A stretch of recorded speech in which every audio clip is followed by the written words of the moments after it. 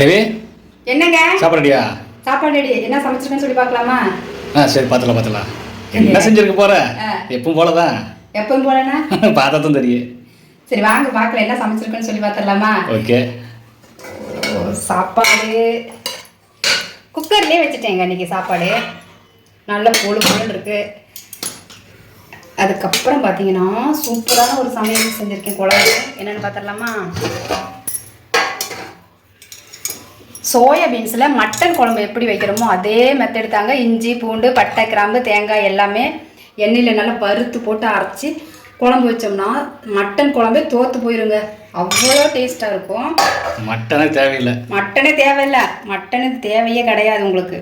அதுக்கப்புறம் பார்த்தீங்கன்னா புதினாவும் மல்லித்தலையும் போட்டு ஒரு துவையல் சங்கம். ஓகேவா?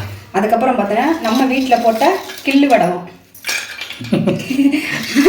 கிள்ளு வடகம் கில்லாத வடகம். அது என்னன்னா இதுக்கு ஏன் கிள்ளு வடகம்னு பேர் வந்துச்சுன்னா நம்ம வடகத்தை வந்து அப்படியே கொஞ்சம் கொஞ்சமாக பிச்சு பிச்சு எடுத்து வைக்கிறோம்ல, அதுக்கு தான் பேர் கிள்ளு வடகம். இதுவும் சூப்பராக இருக்கும். சாதத்து கூட சாப்பிட நல்லா மொறுமொன்னு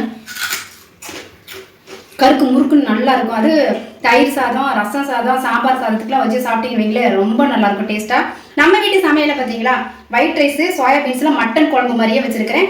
புதினா மல்லி போட்டு துவையில் அரைச்சிருக்குங்க. சூப்பராக இருக்கும். இந்த குழம்பு செம்ம டேஸ்ட்டாக இருக்கும். தோசை, இட்லி, சப்பாத்தி, பூரிக்கு கூடி சாப்பிட்லாங்க. ஏன் இடியாப்பத்துக்கு கூடி சாப்பிட்லாங்க. அவ்வளோ செம்மையாக இருக்கும். சாப்பிட்டு பார்த்துடலாமா எப்படி டேஸ்ட் எப்படின்னு? சுடுது வேற.